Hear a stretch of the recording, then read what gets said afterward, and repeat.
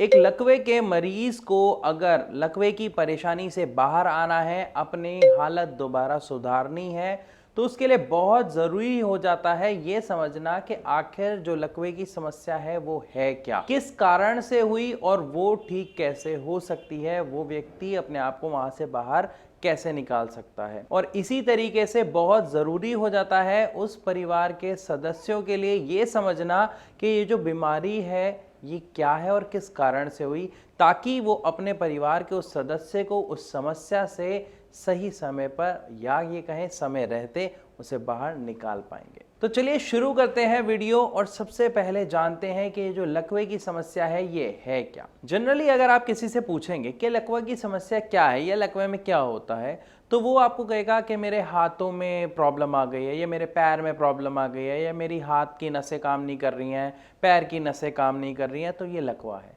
लेकिन असल में जो समस्या है वो आपके हाथ में नहीं है, वो आपके पैर में नहीं है, वो समस्या कुछ और है। मैं क्यों कह रहा हूं ऐसा, आप 2 मिनट के लिए सोचिए। जब किसी को लकवा होता है और डॉक्टर के पास आप जाते हैं, तो क्या डॉक्टर आपके हाथ का एक्सरे करवाता है? क्या आपका पैर का एक्सरे कराता है या आपकी बॉडी का एमआरआई कराता है? नहीं। वो क्या कराते हैं? वो आपके ब्रेन का एमआरआई कराते हैं। क्यों कराते हैं? क्योंकि लकवे की जो समस्या है वो हाथ पैरों की समस्या नहीं है, वो नसों की मांसपेशियों की समस्या बिल्कुल नहीं है, वो समस्या होती है आपके दिमाग की। अब दिमाग की समस्या क्या है और कैसे दिमाग के कारण लकवा हो जाता है, ये समझना बहुत इंपॉर्टेंट है। हमारा जो दिमाग है वो क्या करता है, वही ऑर्डर देता है ना कि हाथ को कब हिलना है, कितना हिलना है, कैसे काम करना है, कितनी फोर्स लगानी है। अभी जैसे मैं बोल रहा हूं तो उंगलियां चल रही हैं, पैर हिल रहे हैं, तो ये कौन ऑर्डर दे रहा है, कौन कमांड दे रहा है? हमारा ब्रेन कमांड दे रहा है। लेकिन अगर किसी कारण से हमारे ब्रेन के किसी हिस्से को नुकसान पहुंचता है, तो क्या वो ऑर्डर वहां तक आ पाएंगे? क्या हाथ को पता चल पाएगा मुझे कितना हिलना है, कैसे हिलना है, मुझे ऊपर उठना है या मुझे उंगलियां हिलानी है? नहीं। और जब नहीं चल पाएगा इस बात का पता, तो हमारा शरीर एक्टिविटी नहीं कर पाएगा। कुछ ऐसा ही होता है लकवे में। क्यों होता है, कैसे होता है, इसको समझते हैं। असल में जो लकवे की समस्या है ये आपकी बॉडी में हो रही शुगर और कोलेस्ट्रॉल का एक नतीजा होता है। क्यों? क्योंकि जब किसी व्यक्ति को डायबिटीज है और वो उस पर खास ध्यान नहीं देता है, उन लोगों को सबसे ज्यादा चांसेस होते हैं पैरालिसिस के। रीजन समझिएगा, अगर किसी को डायबिटीज है, वो उस पर ध्यान नहीं दे रहा, उसका शुगर का लेवल लगातार बढ़ते जा रहा है, 400 450 तक आ गया, लेकिन वो ध्यान नहीं दे रहा है, अपनी शुगर को कंट्रोल करने के लिए वर्क नहीं कर रहा है, तो शुगर में होता क्या है? इन शॉर्ट बताता हूं, हमारे जो खून की कंसिस्टेंसी है, मतलब हमारा जो खून है जो पतला होता है, वो क्या होता है, गाढ़ा होना शुरू हो जाता है, क्योंकि शुगर उसके अंदर फ्लो कर रही है ना, जिसकी वजह से आप कुछ ऐसे समझिए, चाशनी है, तो चाशनी में क्या होता रहता है, वो चाशनी धीरे धीरे धीरे धीरे गाढ़ी होती रहती है। कुछ ऐसा ही होता रहता है हमारे खून के साथ, वो धीरे धीरे धीरे धीरे गाढ़ा होता रहता है। और जब वो गाढ़ा होता है तो आप समझ सकते हैं कि खून में थक्के बनने की शुरुआत हो जाती है, जिसे आप कहते हैं गांठ बनने की शुरुआत हो जाती है, मतलब खून जमना शुरू हो जाता है। अब मान लीजिए कि हमारे खून में एक थक्का बन गया।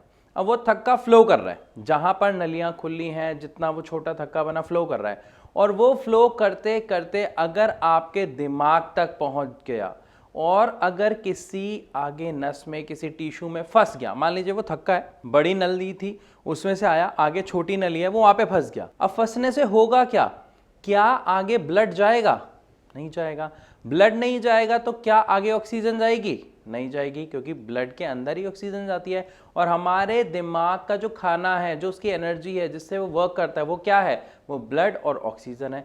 जब हमारे दिमाग को ब्लड और ऑक्सीजन नहीं मिलेगी तो वहां पे क्या होगा? वो गांठ की वजह से आगे फ्लो नहीं गया, जिसकी वजह से दिमाग के जो टिश्यू हैं वो मर जाते हैं, खत्म हो जाते हैं, जिसकी वजह से पैरालिसिस अटैक होता है। तो हमें क्या समझ आया यहाँ पे कि जो पैरालिसिस की समस्या है वो किसकी समस्या है? हमारे दिमाग की समस्या है। और दिमाग में क्या हुआ, दिमाग के एक हिस्से में जहां पर आगे ब्लड और ऑक्सीजन नहीं गया खून के थक्के की वजह से, वहां पर वो टिश्यू मर गए, जिसके कारण पैरालिसिस हो गया। इसके बाद एक और दूसरा कारण होता है जिसे हम कहते हैं ब्रेन हेमरेज। वो क्या होता है, वो आपके हाई बीपी की वजह से होता है। जब आपके हाई बीपी के कारण आपके दिमाग में कोई नस फट जाती है और वहां पे खून फैलता है, तो जो खून फैलने से जो टिश्यू हैं वो मर जाते हैं, उसके कारण पैरालिसिस अटैक आता है। तो ये दो तरीके के अटैक होते हैं जिसके बारे में हमने बात की, या हम ये कहें ये दो तरीके का लकवा होता है। लकवे के सिम्टम सेम है कि शरीर हमारा सुन्न हो जाता है, हाथ पैर काम करने बंद हो जाते हैं, मुंह टेढ़ा हो जाता है। लक्षण दोनों के सेम है, लेकिन दोनों में फर्क क्या है इसको समझेंगे, जिससे आप ये समझ पाएंगे कि लकवे से एक व्यक्ति को बाहर आने में कितना समय लगेगा और वो कैसे बाहर आ पाएगा। देखिए, एक चीज यहां पर आप सबको समझना बहुत जरूरी है कि हमने क्या जाना यहाँ पे कि सारे जो टिश्यू हैं, जो दिमाग के जिस पार्ट के टिश्यू हैं जो खराब हो गए, जो मर गए, वो दोबारा नहीं बन सकते, वो दोबारा ठीक नहीं हो सकते। अब यहाँ पे आपके मन में क्वेश्चन आ रहा होगा कि अगर वो बन नहीं सकते, अगर वो ठीक नहीं हो सकते, तो लकवे का पेशेंट ठीक कैसे हो जाता है। देखते हैं हम कि कई पेशेंट्स बहुत जल्दी रिकवरी करते हैं, वो दोबारा चलने लग जाते हैं, बोलने लग जाते हैं, लेकिन कुछ को समय थोड़ा ज़्यादा लगता है, लेकिन सुधार सब में आता है। अगर आता है तो यहां पर आपके दिमाग में एक क्वेश्चन आ रहा होगा कि सर अगर वो टिश्यू मर गए तो ये सुधार कैसे आ पा रहा है, ये क्या काम है, या हमारे दिमाग में यहां पे ऐसा क्या हो रहा है जो एक व्यक्ति अपनी समस्या से बाहर आ रहा है। इसी को कहते हैं न्यूरोप्लास्टिसिटी। ये हमारे खुद के शरीर की, खुद के दिमाग की एक ऐसी पावर होती है जिससे हमारा दिमाग जो नुकसान हुआ है उसकी भरपाई के लिए एक नया रास्ता क्रिएट करता है। या कुछ ऐसा समझे, बच्चा होता है ना, बच्चा नई नई चीजें सीख रहा होता है, तो क्या हो रहा होता है, उसकी न्यूरोप्लास्टिसिटी हो रही होती है, मतलब वो नई नई चीजें सीखता है, उसके दिमाग बढ़ रहा होता है। ऐसा ही काम होता है जब पैरालिसिस का अटैक होता है, जब टिश्यू डैमेज हो जाते हैं। दोबारा से हमको उन टिश्यूज को एक्टिवेट करने के लिए वर्क करना होता है, अपने दिमाग को सिखाना होता है कि कैसे इसे ऑर्डर देना है। और इसका असर पहले 5 महीने में बहुत अच्छा देखने को मिलता है कि कोई व्यक्ति अगर आप देखते हैं कि दवा ले रहा है, नहीं ले रहा, तो उसके पहले 5 महीने में जो सुधार उसके अंदर आ रहा है वो बहुत ही शानदार आता है।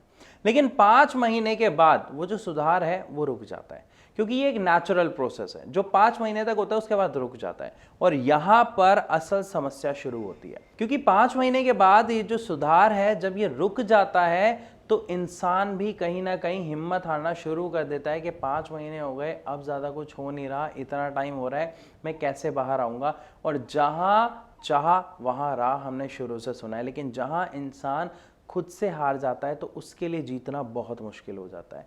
तो यहां पर हमें समझना बहुत जरूरी है कि किस तरीके से लकवे की समस्या से बाहर आया जा सकता है। देखिए, न्यूरोप्लास्टिसिटी हो रही है, नो डाउट, 5 महीने तक कोई गुड, आपने दवा ली नहीं ली, आपको उसका रिजल्ट मिला। लेकिन अगर उसके बाद हम देखते हैं पेशेंट के अंदर सुधार नहीं आ रहा है, तो यहां पर दवा बहुत अहम रोल निभाती है। अब आप में से कुछ लोगों का क्वेश्चन होगा, दवा तो हमारे पेशेंट खा रहे हैं, या दवा तो हम खा रहे हैं, हमें तो कोई रिजल्ट नहीं मिल रहा।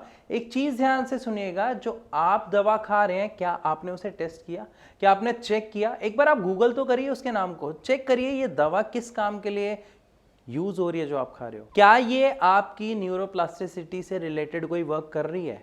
क्या ये आपके दिमाग में कोई वर्क कर रही है? अगर नहीं कर रही तो आप समझ जाइएगा कि आप समस्या की जड़ के ऊपर काम ही नहीं कर रहे, तो आपको उसका रिजल्ट कैसे मिलेगा? क्योंकि जो आप दवा खा रहे हैं उसमें आपको बीपी की दवा मिलेगी, खून पतला करने की दवा मिलेगी, उसमें कुछ विटामिन आपको मिल जाएंगे, लेकिन कोई दवा ऐसी नहीं मिलेगी जो आपके ब्रेन के ऊपर, जो आपकी न्यूरोप्लास्टिसिटी की एक्टिविटी में कुछ हेल्प करेगी। तो यहां पर अगर हम बात करें एक सही इलाज की, तो मैं आपको बताना चाहूंगा कि भारत होम्योपैथी में जब एक पेशेंट को दवा दी जाती है तो उसकी पूरी हिस्ट्री के ऊपर वर्क किया जाता है, उसके नेचर को, उसके स्वभाव को समझा जाता है, उसके अकॉर्डिंग उसे दवा दी जाती है। और होम्योपैथिक दवाई का असर बहुत ज्यादा, बहुत जल्दी देखने को मिलता है, ये आप सब जानते हैं। और इसी वजह से जो न्यूरोप्लास्टिसिटी है, इसकी एक्टिविटी भी जल्दी होती है, मतलब ये बहुत फास्ट स्पीड से होना शुरू होती है, और एक पेशेंट को इस पैरालिसिस की समस्या से बाहर आने में बहुत मदद मिलती है। और ऐसे पेशेंट देखते हैं कि पहले ही महीने में उनकी जो रिकवरी रेट है वो काफ़ी फास्ट हो गया है। तो अगर आपको समस्या से बाहर आना है तो वहां पर आपकी सही दवा का चुनाव होना बहुत अहम है, क्योंकि जब आप सही दवा लेंगे तो वो जड़ पे काम करेगी और आपको उसके रिजल्ट्स देखने को मिलेंगे। यहाँ पे मैं जानता हूं कि आपके मन में बहुत सारे क्वेश्चन आ रहे होंगे कि होम्योपैथिक दवाई कैसे वर्क करती है, या हम ये दवा ले रहे हैं क्या इसके साथ ले सकते हैं या नहीं, या हो सकता है इसके अलावा भी कुछ, कि सर हमारे पेशेंट को इतना टाइम हो गया है, क्या अब ठीक हो सकता है या नहीं। अगर आपके मन में इस तरीके का कोई भी प्रश्न है तो छोटा सा काम आपको करना है, नीचे दिए गए नंबर पर आपको अभी कॉल करनी है। हमारे डॉक्टर्स की टीम सदैव आपकी सहायता करने के लिए तैयार रहती है। हमारे डॉक्टर्स से अपने जितने प्रश्न आप पूछ सकते हैं, फ्री ऑफ कॉस्ट परामर्श उनसे ले सकते हैं। और अगर आप उनसे मिलना चाहें तो इसी नंबर पे कॉल करके आप हमारे डॉक्टर से अपॉइंटमेंट ले सकते हैं और मिल सकते हैं। तो मैं आशा करता हूं कि इस पूरी वीडियो के माध्यम से आपको अच्छे से समझ आया होगा कि ये जो पैरालिसिस की समस्या है, जो लकवे की समस्या है, ये हाथ पैरों की समस्या नहीं है, ये हमारे दिमाग की समस्या है। तो अगर हमें इससे बाहर आना है तो किस तरीके से आना है ये भी आपने समझा होगा। लेकिन फिर भी अगर आपका कोई कमेंट है तो आप कमेंट सेक्शन में लिख के मुझे ज़रूर बताइएगा। हम कोशिश करेंगे जल्दी से जल्दी आपके सवालों का जवाब देने का। तो मैं अब आप सबसे विदा लेना चाहूँगा इस वीडियो में। मिलूंगा अपनी अगली वीडियो में, तब तक के लिए नमस्कार।